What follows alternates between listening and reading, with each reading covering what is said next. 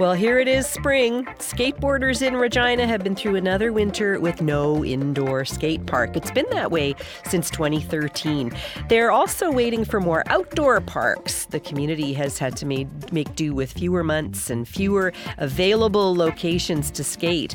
Councillors have been working to find more money for skateboarding sites in town. Recently, there's been a greater push to get more skate parks built in Regina.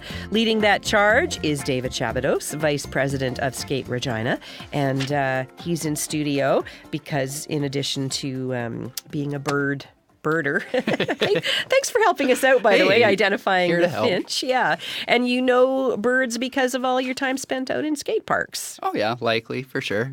Yeah. Spend a lot of time outside, definitely. Yeah. We talked to you last in November, and we're just looking for an update. What's happened since November? Not a ton on the indoor front. The city's developing a new recreation master plan with a bunch of different sports, and skateboarding was involved in that too. So I think we've probably got quite a bit of positive feedback with that. We've already had one meeting with the city about... Tell me about the meeting. How'd that go? It was good. It was just basically taking information from myself and Noel and then Andrew Hinks as well, another skate shop owner, and just getting some input and feedback on what we would need for a skate park, what type of building we need, what's suitable. What did you tell them?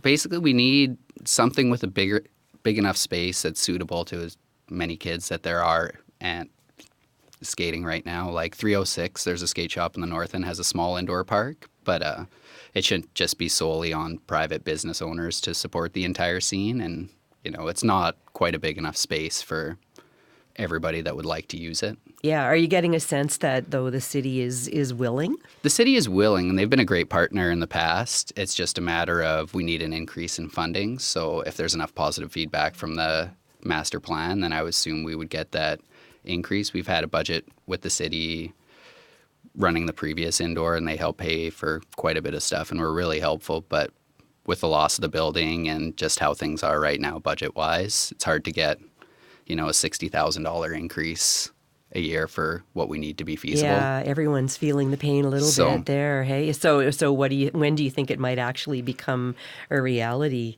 Hopefully, I would really hope for this winter. It would be, I don't know.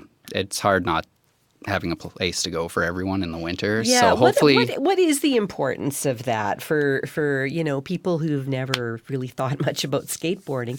How important is it to the people who use it and who used the other place before it closed? Well, I think it becomes a lifelong thing myself. I've been doing it for over 20 years, and then especially for youth and stuff, it's something easier to get into than hockey. There isn't the whole team, coach, fees, and like you have a skateboard and you can either, train hard and go for the Olympic route that now that's an option, or you can just, skate for fun and do whatever you want with it. There's no pressure. It's easy to get into, and I think that makes it really appealing to a lot of kids that don't fit into the, hockey, football, soccer demographic. Yeah, tell me about what difference does it make to their lives, to these kids? What would they be doing if they weren't in the skate park?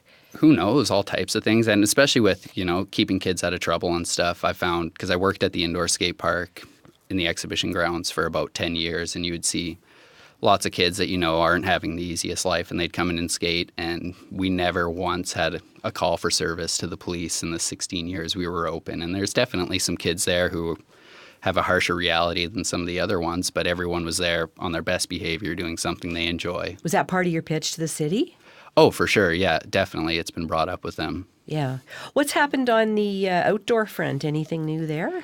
Well, Andrew Stevens had proposed that we get a new park in Cathedral at Lucielli Park, which has kind of been, there was a school there that got torn down, and there's a bit of a playground, but it's always kind of been a little lackluster, just kind of a swing set in a big field type situation. And I brought up the idea like, hey, we could have a park here and maybe a splash pad, because there's nothing like that in that area, and they'd go well together. So he put in a request for a feasibility study, and then that got tacked on to the recreation master plan by an amendment they made at council. So that's in limbo as well. Yeah. But then also we've raised some money for a DIY park, which is a really cool thing. And there's a small skate park on North Broad at Imperial School. DIY as in you guys as actually in do it yourself. Make the park. Yeah, well, I've had lots of experience building wooden ramps and stuff. I've never built a concrete one, but we raised $2,000. I got another grant from a company in San Francisco that were willing to help, and